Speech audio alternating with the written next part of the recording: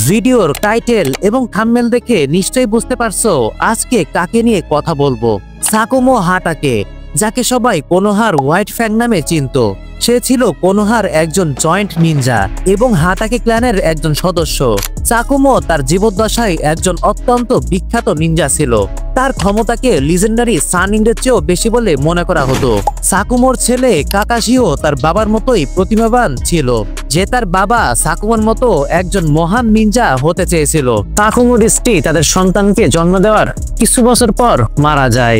এর কিছু বছর পর কাকাশি নিনজা একাডেমির চুনিন এক্সাম পাশ করে যায়। সেখানে কাকাশির সাথে মাইট গাই এবং তার বাবার দেখা হয়। সাকুমো গাইকে কাকাশির বন্ধু হতে বলে। তখনই ডাই এসে সাকুমোকে জানায় যে গাই পরীক্ষায় ফেল করেছে।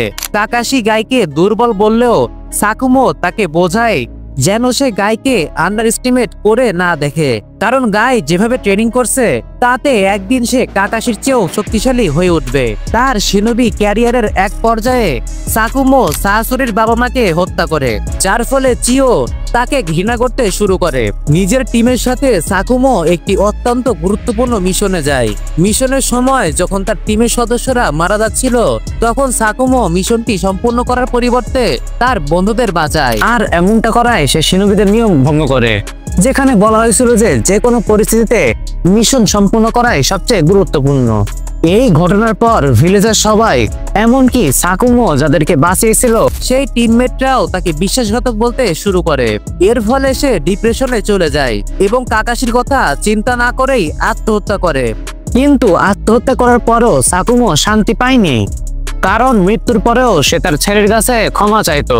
পেইন অ্যাটাকের সময় যখন কাকাশির মৃত্যু হয়, তখন সে নিজেকে এমন এক জায়গায় দেখতে পায় যেখানে চারদিকে অন্ধকার এবং তার বাবা সাকুমো ক্যাম্প ফায়ার জ্বালিয়ে বসে আছে।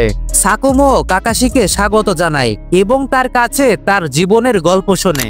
কাকাশি সাকুমোকে বলে যে সে এখন বুঝতে পেরেছে তার বাবা মিশনের সময় কি ত্যাগ স্বীকার করেছিলেন এবং এমনটা করার জন্য কাকাশি তার উপর রাগ করেনি, বরং সে তার বাবাকে নিয়ে গর্বিত।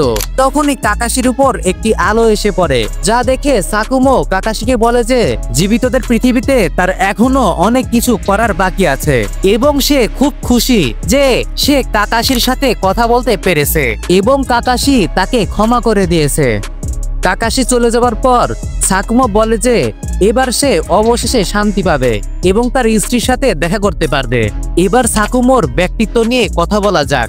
সাকুমো খুব দয়ালু এবং অনুগত একজন মানুষ ছিল, যে তার ছেলেকে অনেক ভালোবাসতো এবং তার যত্ন নিত। সে প্রায়ই কাকাশিকে তার বন্ধুদের সাথে খেলার পর বাড়ি নিয়ে আসতে যেত। এত বিখ্যাত এবং শক্তিশালী হওয়া সত্ত্বেও সাকুমো অত্যন্ত বিনয়ী একজন মানুষ ছিল, যাকে দেখে কাকাশি নিজের আদর্শ মনে করত। সাকুমোর নিজের গ্রাম এবং গ্রামবাসীদের প্রতি অনেক টান ছিল, এতটাই টান ছিল যে সে তাদের বাঁচানোর জন্য নিজের জীবনও দিতে পারত এবং নিজের মিশনের সময় টিমমেটদের বাঁচিয়ে সে তা প্রমাণও করে। কিন্তু এরপর সবাই তাকে ঘৃণা করতে শুরু করে। সাকুমোর আত্মহত্যার কারণে কাকাশি শিনোবি নিয়মকানুন কঠোরভাবে অনুসরণ করাকে জরুরি বলে মনে করতে শুরু করে। মানুষের কাছে খারাপ ইমেজ তৈরি হওয়ার পরেও ফায়ার ডায়মিও যখন কাকাশিকে 6th হোকাগে বানানোর প্রস্তাব দিয়েছিল, তখন সে সাকুমোর নামকেও গুরুত্ব দিয়েছিল।